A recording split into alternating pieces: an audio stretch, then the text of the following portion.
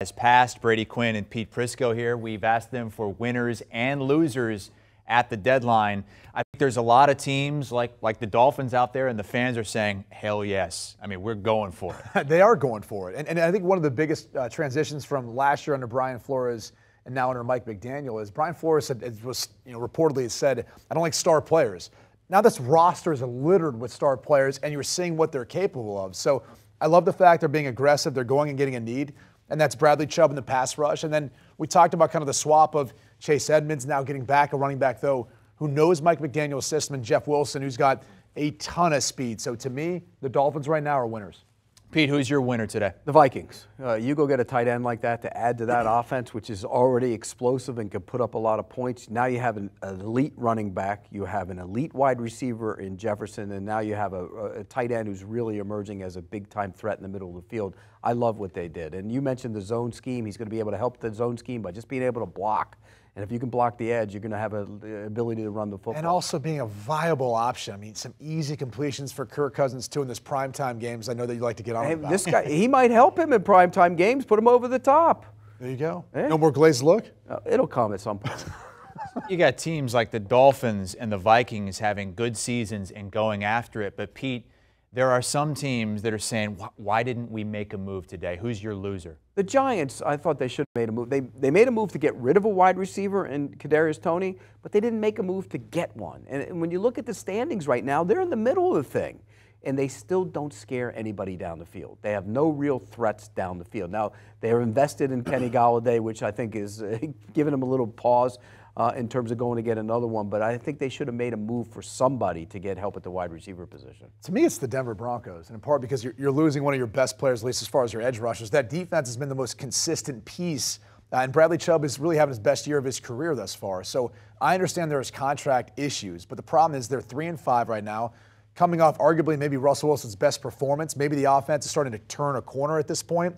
I feel like they kind of threw in the towel early on that. And even if you were going to go that route, where you're saying, all right, let's kind of build for the future, let's go get some draft picks in exchange for Bradley Chubb, why not Jerry Jeudy then? Why not some other assets that you know teams are probably calling about, at least reportedly leading up to the deadline? Interesting with the Broncos winning that game overseas and maybe getting their season back on track. A little bit of selling here at the deadline for Denver. So they're your winners and losers, according to Pete Prisco and Brady Quinn here on deadline day, where we've seen 7 deals today. Several more happening over the last few days. Most of you are up on those, but today the biggest ones involving the Dolphins getting Bradley Chubb and Jeff Wilson, the Vikings going out and getting TJ Hockenson, Bears Chase Claypool. That's more for next season and for the development of Justin Fields. Nyheim Hines right before the deadline traded from the Colts to the Buffalo Bills, and Calvin Ridley, a guy who's not eligible to play until next season because of his suspension for gambling on the NFL. All right, for more of a fantasy aspect on this, we want to bring in Dave Richard. Dave, I'm a guy who has TJ Hockenson, and I was pretty happy with the way he's performed with the Detroit Lions. And I got to say, I'm a little bit worried going to Minnesota, where they have many more mouths to feed over there. Do you give him an upgrade, downgrade, stays the same? What's your take on that? Chris, I'm going to say that he stays the same. It's a plus that he's got Kirk Cousins as his quarterback now compared to Jared Goff. That's an upgrade, but the downgrade, you mentioned it. He now has to share targets with Adam Thielen, KJ Osborne, and we're not even talking about Justin Jefferson. You know that he's not going to touch any of Justin Jefferson's targets. I remember earlier this year when Kevin O'Connell talked about how he was scheming up his tight ends. He was answering a question about Irv Smith and how one game Irv Smith did nothing and then the next week he did something, and he blamed it on scheme and then the type of defense that they were playing. And my guess is that they will view Hockenson in the same lens, but they probably view him as a little bit more of a playmaker and a cover 2 beater as well. So when that matchup is favorable for tight ends, of course we'll let you know, and those will be the weeks where you'll feel confident starting TJ Hockenson. But as a week-to-week starter, I think he's going to live in that range of 8, 9, 10 PPR points with a couple of weeks where we say he could score, he can get you around 16 PPR points. It's pretty even going from the Lions to the Vikings. Vikings going for it this year, a team in the NFC North that's looking to the future, the Chicago Bears, getting Justin Fields some help in Chase Claypool. What does he bring the rest of the way for Chicago from a fantasy perspective, and how might that help Justin Fields, who's really emerged as a fantasy starter in some leagues. Yeah, I think this helps solidify Justin Fields as a low-end starting fantasy quarterback for the rest of the season. And it's really more about Fields being a rusher. That's where a lot of his great numbers have come from over the last 4 weeks. Where Claypool fits in, two ways. Number one, big-bodied target. Huge catch radius. That's something that they could use. And for a guy his size, he's got pretty good speed. And Justin Fields, when he gets out of that pocket, whether it's by design or by the pass rush kind of flushing him out, he looks further downfield to make big plays. Claypool will be a guy that he will target moving forward. I think Claypool's worth benching in fantasy leagues, and there could come a time. Recently, he had been right around 10 PPR points per game. There could come a time where he gets to maybe 12 PPR points per game. I think it hurts Darnell Mooney a little bit. Mooney hadn't been scoring a lot of touchdowns, and I think it helps Chase Claypool stay relevant in fantasy, and it definitely helps Justin Fields. Dolphins made their biggest move on the defensive side, going out and get Chubb, but also some moves on the offensive side of the ball at the running back position. They go out and they trade away Chase Edmonds for Jeff Wilson.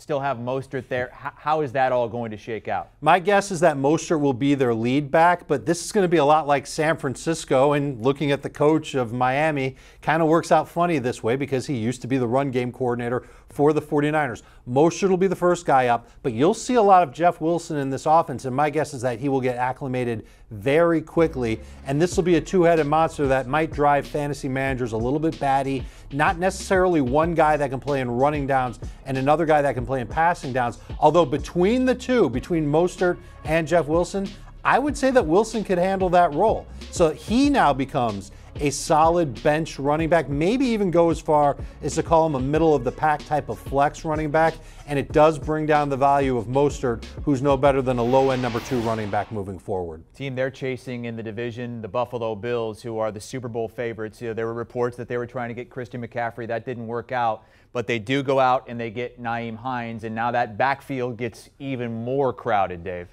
It does and it doesn't. I think this is a sign that they need to be more patient with James Cook. He's just made too many mistakes when they've put him on the field. He wasn't ready to go. And I don't think they love what they have in Zach Moss other than good depth.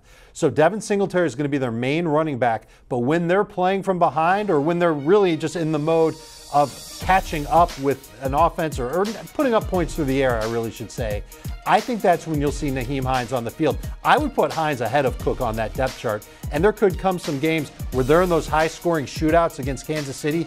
Hines will be at the top, not Devin Singletary. He has 16 games in his career with at least 5 targets. Most of those games, at least 10 PPR points. Absolutely right back on the fantasy radar in PPR leagues as a boomer bust flex. And even in non-PPR leagues, he belongs on fantasy benches. Had 7 trades today before the deadline, and maybe some more still to come. We'll see how many come through. But earlier in the week, and even last week, we had some trades. The Kansas City Chiefs bringing in Kadarius Toney during their bye week. I'm sure you read what Andy Reid had to say, that they're going to slowly kind of get him up to speed. It doesn't sound like he's going to be a big factor right away. No, and I thought that he was a receiver that was more for the future than for this year. But if he gets in there and his hamstrings are fine and he adapts to the offense, no doubt Andy Reid will use him. They need playmakers 15-plus yards downfield. Marquez Valdes-Scantling has been hot and cold. Juju much better as a short and intermediate target who can make a play after the catch. And I like what they've gotten out of Mecole Hardman. In their last 2 games, he's had 3 touches near the goal line. He scored on all 3. So I wonder if there's room for Mecole Hardman in fantasy to be a flex play. Toney absolutely should be on fantasy rosters. He's already on a ton of them. There is potential for him to be a starter by the time we get to week 12. All right, Dave Richard, a lot of players changing teams and a lot of numbers moving around here through the week here as the trade deadline passes. Dave Richard with us on HQ. You can hear him, Jamie Eisenberg, Heath Cummings, Adam Azer, and more on Fantasy Football Today. They go live on HQ weekdays at noon Eastern. Do you want a sports network that delivers everything that matters about the game? The highlights, the picks, the instant analysis, no yelling, no fake debates, no politics. Hit the subscribe button and never miss a moment.